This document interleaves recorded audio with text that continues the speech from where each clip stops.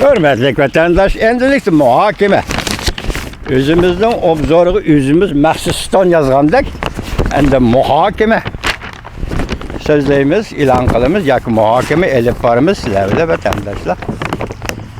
Bugün çiğsağa 2020 yıl 6. ayının 14. günü heptiki yakşembe. Muhakeme degende bugün közlü tutduğumuz başta ettik. Amerika Qo'shma Shtatlarning davlat ishlar kotibi Mike Pompeo bilan Jungoning tashqi ishlar yoki davlat mahkamasining a'zosi tashqi ishlarga maxsus mas'ul bo'ladigan Yang Jiechi apandi yaqinda Havayda ko'rishdi. Ko'rishgandan keyingi suhbatdan keyingi natijalarni va sizlarga o'xshashlar kutib turibotimiz, hurmatli vatandosh. Ondan keyin saylam to'g'risi gap qildik. Bu yil saylam nihoyatda jiddiy ketyapti. Prezident Trumpning bu to'g'rida g'alaba qilishini umid qilamiz, tilakdoshligimizni bildiramiz, hurmatli vatandoshlar. Biz orliqda vaziyat to'g'risi shundoq degan edik. Masalan, Amerika Qo'shma Shtatlari Davlat Majlisi Tayvanni qo'g'dash qonun loyihasi o'ttirib qo'ydi dedi. Endi buni ovoz qo'yish, ma'qullash oldimizdagi bir tartib.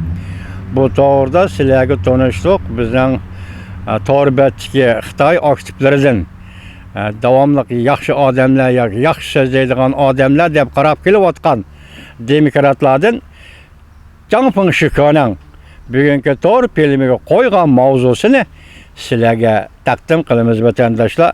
Nima deydi Zhang Fengshiko? Hozirli o'ttirg'i chiqdi.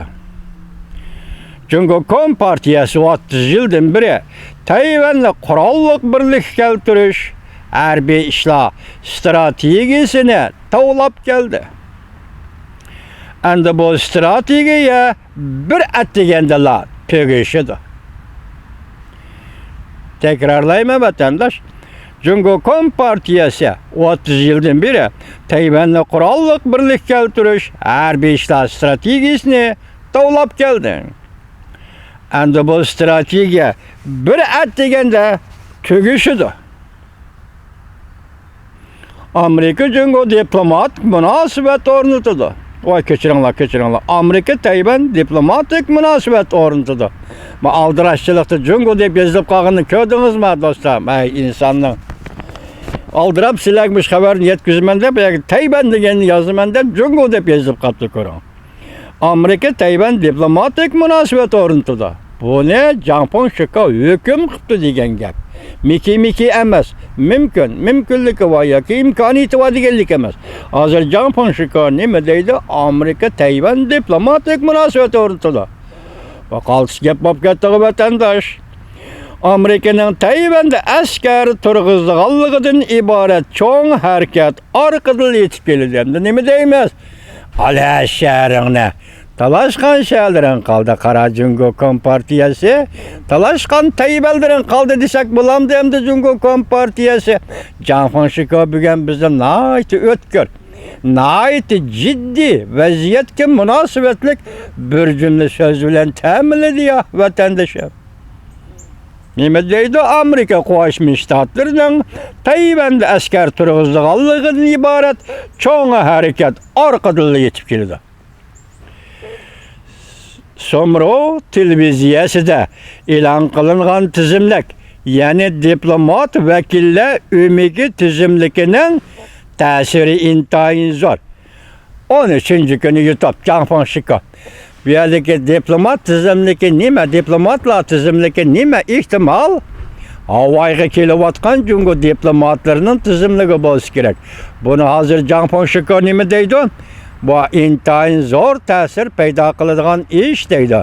Qani ular Havayga yetib kelgandan keyin Jungo diplomatlarining kim ekanligidan siz bilan biz uningdan asla ma'no topa olmaymiz, hurmatli vatandosh. Chunki hozir Zhang Fengshiko dal shundoq ma'noga ega bo'ldi degan gap. Yana bir xabar, qisqa xabarlar jumlaman. Yana bir xabar, ovoz. Jungoshunos Song Tian Kangfu, Yaponiyalik. Bu kishi professor. Nima deydi? Partiya ichida Xi Jinpingni yutib yutish mumkin, ehtimolliq dedi. Xi Jinpingni elib o'tish mumkin. Jungo Amerika ikki davlatning elishishi intayin keskinlashib ketdi. Demak, hozir reaksiya davri kirdi. Elishish. Kimyadagi reaksiya var, bir modda qo'shganda beradigan reaksiyami? Shunday o'qigandik bala vaqtimizda. Reaksiya davri kirdi ikki davlatning munosabati. Yoki elishishdi. Tasavvurdan olib ketdi. Goboshin media 6 ayının 14 günü yutup. Endi bir yerde tilga algan bu Sun Kangfu Yaponiyalık nemi dedi reis Xi Jinping'i almashtırıp yetişi mümkün değil. Mesele bu ama Sun Kangfu efendi. Bu hükümetke Xi kilemdu, Can kilemdu, Li kilemdu, Wang kilemdu bu berber. Hiç kandak özgürlüğü hasıl bulmaydı. Xi Jinping'ni yetkib etish, onun o'rniga Li yoki Can ismli birisinin kelişi hiç qachon bu almashtirib etishdan natija o'xshash. Hiç qandaq siz biz kutgan natija chiqmaydi. Bu yerdagi muhim masala Jungo Kompartiyasining Jungo'dagi rahbarlik o'rnini chiroyli aytganda yoki qo'polroq aytganda Jungo Kompartiyasining Jungo'dagi hukmronligini ag'dirash. Mana bu siz biz kutgan ish ve akıbet Sun Kangfu efendi. Bu reis Xi Jinping'ni elib etish bilan çok mesele hal bo'lmaydi. Hozirgacha masalan alayli Uyg'uristonda mustamlik Uyg'uristonda 3 milyon kishi nazarband qilindi, 1 milyon kishi ichkari Xitoyga olib ketildi. Qani? O'liga qani? Tiliga qani?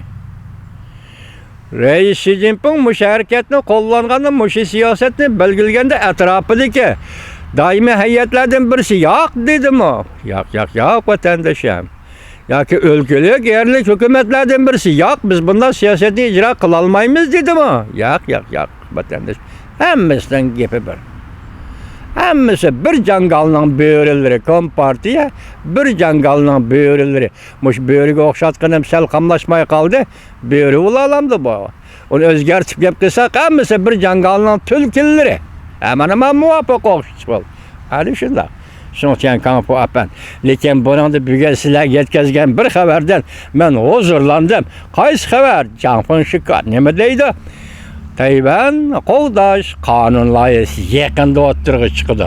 Ayadiki hozirda o'tirg'i chiqdi degan gap shuga. Yaqinda o'tirg'i chiqdi. Kompartiyaning 30 yillik qurolliq birlik keltirish to'g'risida to'g'rigan shuarlari bir atgandil tugishidi. Bu yemenda Amerika Qo'shma Shtatlarining Tayvanda askar turg'izishi arqa-arqadan mushularga ulab arqa-arqada yetib keldi deydi. Jahon o'zgarib ketdi vatandosh. Ben şundan o'ylaymanki, yer shari o'z o'qidi, aylanadi deganda 10 aylanamdi, ta'tir aylanamdi. Qalayma qolishib ketib qolarmi vatandosh o'xshatsak? Dahshatli o'zgarish. Dunyoga yetib kelgan dahshatli o'zgarish. Shundaqla Uyg'ur Tibet va Hong Kongning taqdiriga yetib keladigan zor o'zgarish. Mushu nuqtada müşiyadi kutib olsangiz bo'ladi vatandosh. Endi yana so'zlaydiganimiz axborot sohasi kerakli. Ikki davlat tarixdan beri va hozirgacha o'rtasidagi munosabatlar yiriklashganda eng tuvan bosqich deganda muxbirlar matbuot xodimlarini qo'g'lab chiqarish. Bu eng tuvan chek. Endi bu chekka yetib kelgan vaqtda bir qadamla atlasangiz, o vaqtda diplomatik munosabatni uzib o'tish. Şuya yetib bordi. Hozir matbuot xodimlari Amerikaning, matbuot xodimlari Jungoning o'rtasidagi faoliyatlar va ularni qandaq tan elish va joylarda masalan Beijingda, Washingtonda qandaq tizimlash, qandaq tartibga solish va qandaq boshqarish va bular qandaq muomala qilish. Amerika Qo'shma Shtatlari haqiqiy ma'noda nima dedi? Jungoning Washington turishlik Xinhua qatorliq axborot organlari gumonlanadi. Jangjadın nima dedi? Ularning mutlaq ko'p qismi jasus dedi. Mush taraf eg'ir taraf deyman, hurmatli vatandosh. Bu taraf intayin eg'ir taraf. Shunga endi bu matbuot sohasidagi elishi shu darajaga yetib kelgan bo'lsa, endilikda ko'ramizki, hamda diplomatik munosabatlar qanday. Oraliqda biz sizlarga so'zladik prezident Trump 5-oyning 15-kuni atrofiga deyman, nima dedi? Biz Jungo bilan barliq munosabatni uzib tashlaymiz. üzüp taşlaşımız mümkün. Yani prezident yol koydu o bir arış koyuş gerek. Üzüp taşlamaydı bunlar gepleşti ama şundak dedi ki biz Cumhur'un bağırlık münasebetlerini üzüp taşlaşımız mümkün. Demek hazır Amerika Cumhur münasebeti 0 nokta kayıtıp geldi ve 0 graduslık hararet içinde oturuyordu vatandaşlar. Bunu kişiler soğuk münasebetle uğraş devre kirdi mi deyişti. Şundak mı değil? Endilikti ki bu işin akıbeti neticesini kandak hal oluşu havaydı ki. İki devlet diplomatlarının sohbeti bir taraf kılışı mümkün.